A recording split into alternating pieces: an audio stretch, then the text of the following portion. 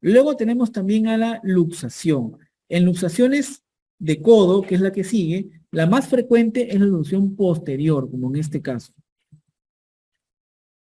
¿Cómo sé que es hacia atrás? Porque el segmento distal, que es el antebrazo, se va hacia atrás.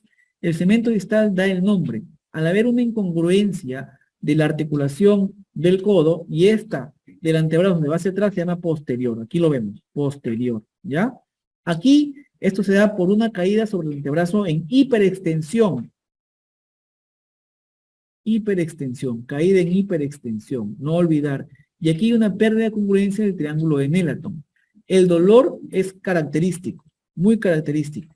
Y la impotencia funcional también. Viene con un signo de fovea, ¿no? Un signo de fovea, un signo así, como una fovea, ¿no? Hay como una depresión a nivel por encima del codo. Hay que descartar siempre la fractura de coronoides, la fractura de cabeza de radio y la fractura de olecranon. Esto se llama la famosa, voy a poner por acá, triada terrible de codo. La triada terrible de codo se va a caracterizar por luxación posterior de codo.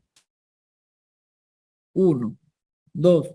Fractura de apófisis coronoides. Y 3. Fractura de cúpula radial. Si tienes las tres características, es una triada terrible de codo. Es una fractura, una triada que hay que manejarla de manera quirúrgica, de todas maneras. Sí o sí hay que operar. Pero si solamente viene una luxación de codo, hay que reducirla de manera manual, de manera incruenta. Todas las luxaciones siempre se reducen de manera incruenta, de manera inicial, y luego vamos a inmovilizarla con un cabestrillo. El cabestrillo también por 2 a 3 semanas, ¿ya? Si es que por ahí se intenta reducir de manera incruenta y no se puede, no procede, hay que hacer una reducción cruenta, ¿ya? Una reducción cruenta. O sea, hacer un corte, ¿ya? Y tratar de colocar la articulación en su sitio. En el codo, la más frecuente es la reducción posterior, no olvidar. También hay anteriores o también hay laterales, ¿ya? No olvidar. Entonces aquí está, clasificación y tratamiento. Así se reduce con el paciente en cúbito prono, esto es al revés que el hombro es en supino, el codo es en prono, se pone boca abajo y un examinador solo pone un tope, una mano aquí y se tracciona hacia abajo, ¿no? Una tracción suave y rápida y el codo se va a regresar a su sitio. Hay a nivel posterior, que es la más frecuente, hay anterior, hay hacia lateral, hacia medial y una disociación o divergencia, ¿ya? Listo. Luego entramos a las fracturas de cúpula radial, ¿ya? Que son fracturas no tan comunes, pero también llegan a la emergencia regularmente y puede producirse un traumatismo directo o indirecto. Aquí lo más frecuente es que sea indirecto, por hiperflexión del codo. Se asocia a lesiones ligamentarias. Por aquí está el ligamento anular de la cabeza o de la cúpula radial y hay rupturas cuando hay ese tipo de fracturas de cúpula, generando inestabilidad, dolor y limitación a la pronosupinación. Tú al paciente le dices, a ver señor, haga pronosupinación, o sea, palma hacia abajo, palma hacia arriba, y si no puede hacer, tenemos tres cosas. O puede ser una lesión de la cúpula radial, o puede haber una fractura de radiocúbito, o puede haber una fractura de muñeca o de radio distal. El paciente que no pronosupina, tres cosas. Cúpula radial, radiocúbito o radio distal. No olvidar, ¿ya? Y como estamos ahorita en cúpula radial, hay limitación a la pronosupinación. Hay tumefacción. El tratamiento puede ser conservador o quirúrgico y va a depender de la clasificación. Y la clasificación que tenemos es la famosa clasificación de Mason. Mason 1, fractura no desplazada, tratamiento conservador.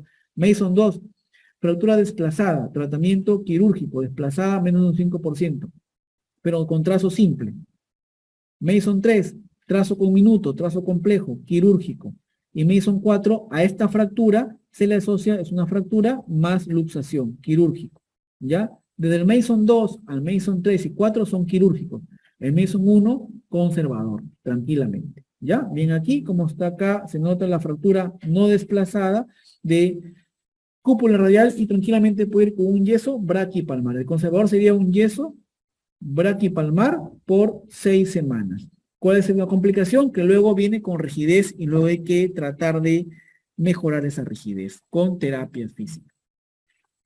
Luego tenemos a las fracturas de antebrazo. En las fracturas de antebrazo es un paciente que me llegó a la emergencia, un niño, es un pediátrico, ¿ya? En la cual viene con la deformidad, esta deformidad importante que tenemos, ¿no? Y notamos aquí que se fractura en la mayoría de veces el radio y el cúbito, ¿no? El radio y el cúbito, acá está, ¿no? Se fractura el radio y el cúbito, ¿no? Acá también, en lateral, el radio y el cúbito, ¿no? Es un tipo de fractura en tallo verde, si ustedes se dan cuenta. Tienen una cortical indemne y una cortical rota. Es la famosa fractura en tallo verde que se da en antebrazo. El hueso más frecuente en tallo verde, si hablamos solo, es el radio, más que el cúbito, ¿ya? Muy bien, estos pacientes, como tienen fractura y tienen deformidad y tienen mucho dolor, no pronosupinan. Si tú tienes un paciente con fractura de antebrazo, tampoco puede pronosupinar. Hay deformidad, dolor, y es muy importante evaluar la integridad de la membrana interósea y una evaluación neurovascular. Ver si hay un tipo de adormecimiento. ¿Qué lesión hay más frecuente? Aquí, el nervio interóseo posterior. ¿Ya? Listo. El tratamiento en pacientes pediátricos, si es una fractura no desplazada, es un tratamiento conservador con yerso braquipalmar por 6 semanas también. No olvidar 6 semanas. Si es en un adulto, 8 semanas, ¿no? 8 semanas. Pero en un adulto generalmente no se pone yeso. Esto es más en niños. En un adulto es quirúrgico, ¿ya? Porque acuérdense que el antebrazo se considera una articulación por la membrana interósea y por ende hay que operarlo rápido para que pueda hacer su vida normal. Y si hablamos ya de antebrazo, tenemos dos patologías muy comunes que vienen siempre en residentado y son las luxofracturas de Montella y de Galeazzi. Entonces, para saber y llevar a casa, no olvidar que en las fracturas de Montella siempre es a nivel antebrazo, a nivel proximal, a este nivel, en el nivel del codo. Montella, monte, ¿no? Monte, arriba, monte. La nemotecnia es mugre. M de Montella, U de ulna. Se fractura la ulna, se fractura la ulna. La ulna es el cúbito. G de Galeazzi, R de radio. Se fractura, en Galeazzi se fractura el radio. Ya lo veremos. Entonces, si hablamos solamente de Montella, ya vamos a ver que las fracturas o el problema o las lesiones van a ser a nivel proximal. A nivel proximal. A nivel proximal se va a fracturar la ulna o el cúbito y por ende se va a luxar el radio. ¿Qué parte del radio? También el radio proximal, la cabeza radial, radio proximal. Todo es en proximal, acá arriba. La luxación más frecuente de radio es hacia anterior, es la más frecuente, ¿ya? Todo es a nivel proximal, no olvidar. La lesión más frecuente en una luxofractura en Montella es la del interóseo posterior, al igual que del antebrazo, ¿ya? O acá también tenemos la teoría de los triángulos. Cuando se fractura la base del cúbito, que es el olecrano, se luxa la cabeza radial, ¿ya? Por el otro lado tenemos la famosa luxofractura de Galeazzi, que ya no va a ser arriba, no va a ser en codo, va a ser a nivel de muñeca. Todo es a nivel de muñeca. Y aquí se va a fracturar el radio. Galeazzi se fractura el radio distal o también radio diafisiario, diáfisis, ¿ya? Aquí, a este nivel. Y por el contrario, si se fractura el radio, se va a luxar el cúbito. ¿Pero cuál parte del cúbito? El cúbito distal, o sea, el estiloides cubital. Todo siempre es a nivel de muñeca, ¿ya? Hay una luxación cubital hacia distal y aquí hay una lesión de la articulación radiocubital distal, ¿ya? Entonces, por la teoría de los triángulos, si se rompe la base de radio, que sería la muñeca, se va a luxar el estiloides cubital. Es lo contrario, nemotecnia, mugre, ¿ya? Mugre, no olvidar. Y si hablamos solamente de Montella, Montella también se clasifica con la clasificación de Badó. Y se habla de Badó tipo 1 cuando es hacia anterior, Badó tipo 2 cuando es hacia posterior, Badó tipo 3 cuando es hacia lateral y Badó tipo 4 cuando hay una luxofractura bilateral, o hay una dislocación de radio y cúbito, ¿ya? Es muy importante la luxofractura de Montella con clasificación de Vado. Ahora también tenemos a la famosa fractura de radio distal. No olvidar que en radio distal, solamente en este segmento, en este pequeño segmento, tenemos hasta 27 tipos de fracturas. La fractura de Coles es solamente un tipo de esas 27 tipos, ¿ya? Pero es la más frecuente y es la que más preguntan. La fractura de Coles, si bien es cierto, es la más frecuente, y se va a caracterizar por una caída sobre la palma de la mano. Y se cae en hiperextensión o también llamada dorsiflexión de muñeca, ¿no? Viene la paciente así como una bayoneta. Cuando tú la miras así de frontal, la ves en anteroposterior, la ves como una bayoneta, en esa deformidad. La clínica, como te dije, es deformidad y también dolor. Viene agarrándose la muñeca. Y si tú pones a la muñeca de perfil, es como un dorso de tenedor. Ya veremos en una foto más adelante. Y si vemos de frente, es en una bayoneta.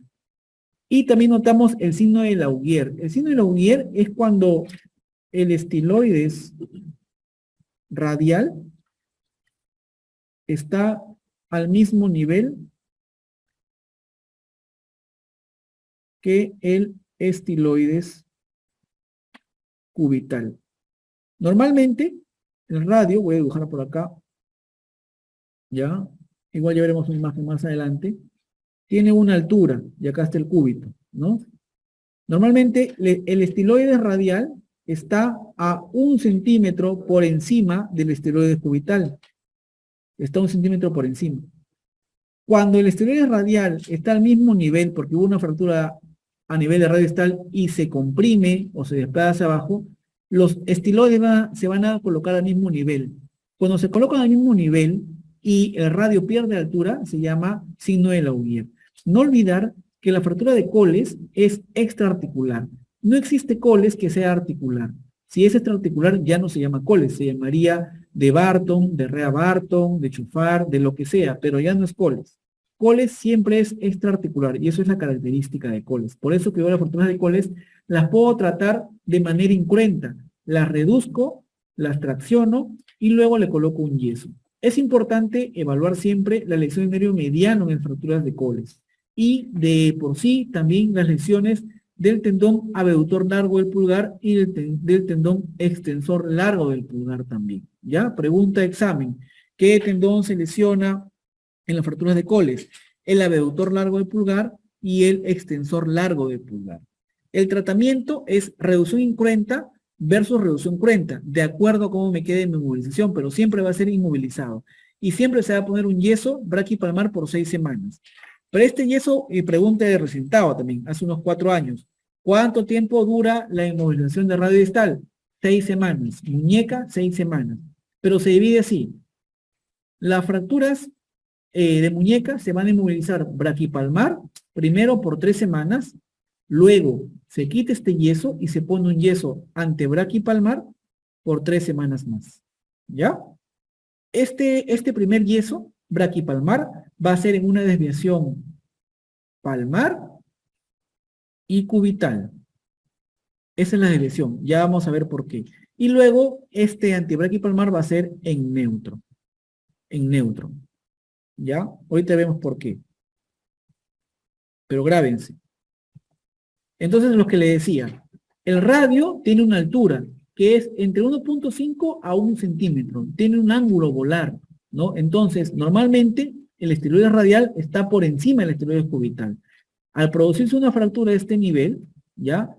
Este fragmento baja y el estiloide radial se pone al mismo nivel que el cubital y se llama el famoso signo de Laugier, ¿ya? Laugier. Siempre se va, por aquí también pasa, y siempre se va a afectar el tendón abductor largo del pulgar y extensor largo del pulgar. No olvidar, por ahí siempre pasa. Y también hay que saber que la articulación radiocubital distal tiene el famoso fibrocartílago triangular, que es una parte muy importante de la articulación radiocubital distal, ¿ya? No olvidar. Entonces, estas son las presentaciones. Fractura de Coles, si vemos en perfil, es el famoso dorso de tenedor, que es esto de aquí, ¿verdad? Dorso de tenedor. Y es porque el segmento distal, el que está más hacia afuera, se va hacia arriba. El segmento distal se va hacia arriba. Acuérdense que se cae sobre la mano, ¿no? Se cae sobre la mano en extensión. Así, el golpe viene así, del suelo hacia arriba. Y este segmento viene y también se va hacia arriba. El segmento dorsal se va hacia arriba. ¿Ya? Se va hacia arriba. Y este es en perfil. Y en frontal,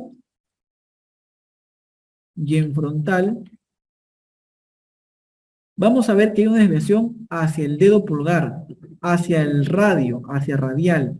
Si bien es cierto, se fractura este nivel y se va hacia radial, ¿no? ¿Por qué? Porque acá está el tendón abductor largo del pulgar y lo va a traccionar hacia arriba y hacia radial. Entonces, ¿por qué inmovilizo yo hacia palmar y hacia cubital? Lo contrario, ¿verdad?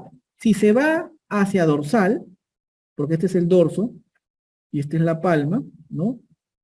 Si se va hacia dorsal, yo lo voy a inmovilizar hacia palmar, porque se va hacia dorsal. Voy a poner otro color.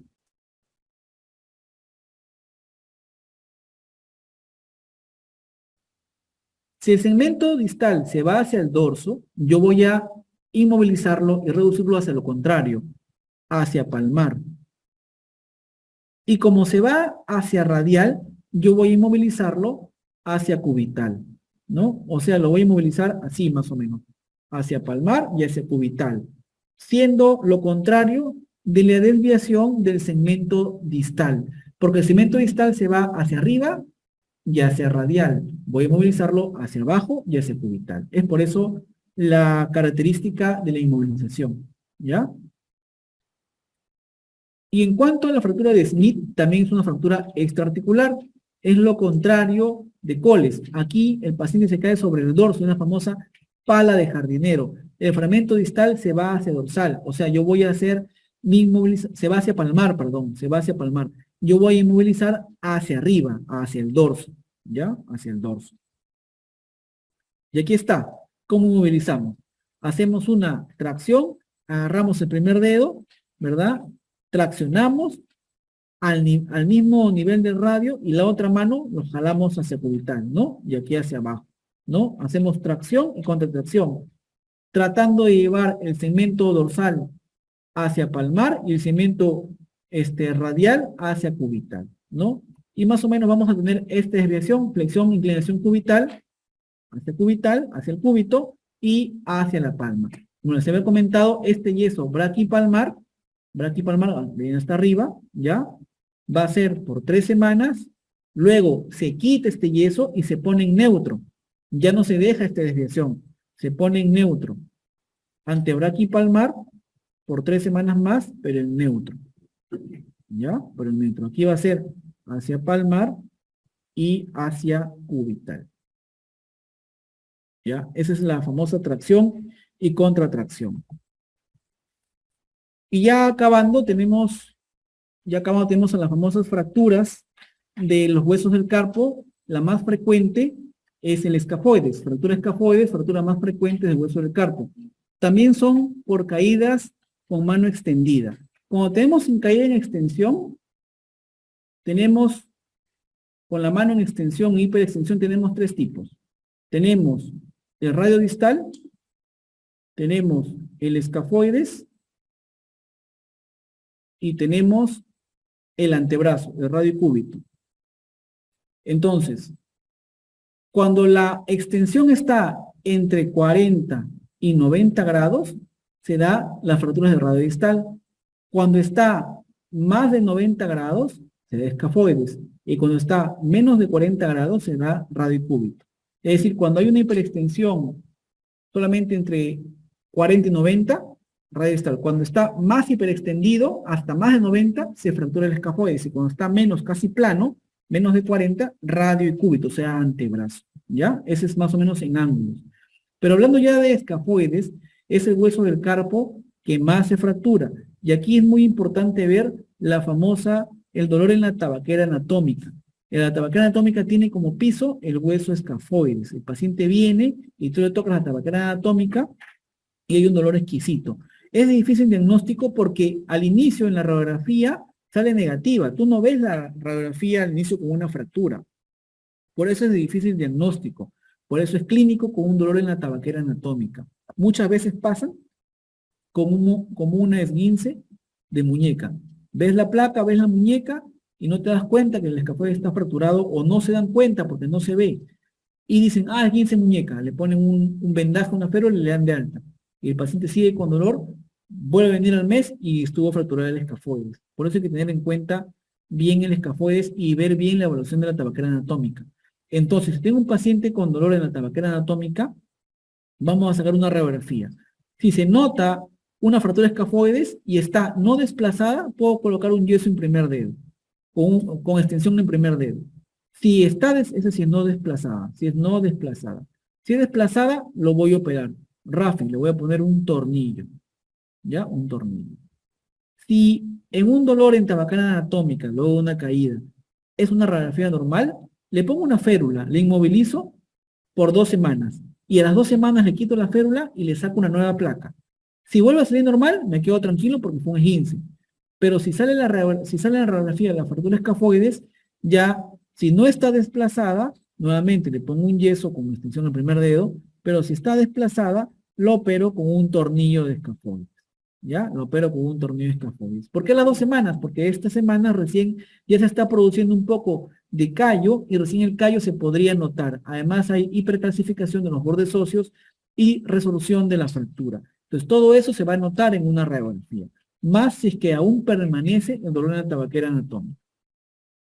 Entonces más o menos este es el tratamiento conservador. Yeso con extensión del primer dedo, si está no desplazada. Aquí está la fractura de escafoides. Y si lo notamos así y es muy evidente, si le colocamos un tornillo para esta fractura. Acuérdense que esta fractura se puede complicar en necrosis avascular por mala circulación o también pseudoartrosis. Como tiene mala circulación, pseudoartrosis de tipo avascular. ¿Ya? Avascular. Y para terminar, vamos a hablar de las luxofracturas del primer dedo, que son las famosas luxofracturas de Bennett y de Rolando. La luxofractura de Bennett es una fractura o luxofractura de trazo simple, ¿no? A nivel de la base del primer metacarpiano. Siempre es una fractura articular. No olvidar que es articular. Aquí está el tendón abductor largo del pulgar que va a traccionar hacia abajo al primer metacarpiano. Esta fractura es inestable. No olvidar porque tracciona por el abductor largo del pulgar todo el metacarpiano. Todo el primer metacarpiano se lo jala con el abductor largo del pulgar. Por eso siempre es inestable, está deforme. Aquí está el aductor del primer dedo, que tampoco es tan fuerte. ¿eh? Es más fuerte el tendón abductor largo del pulgar que le gana en fuerza y lo jala, produciendo la inestabilidad y la deformidad.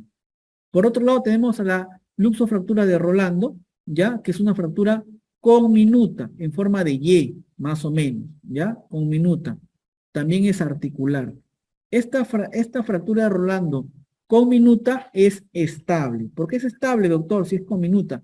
Porque solamente jala un poquito del metacarpiano. Todo el metacarpiano se queda indemne. El abductor largo del pulgar no jala completamente el primer metacarpiano, generando solamente una abulsión de una parte de la base del primer metacarpiano.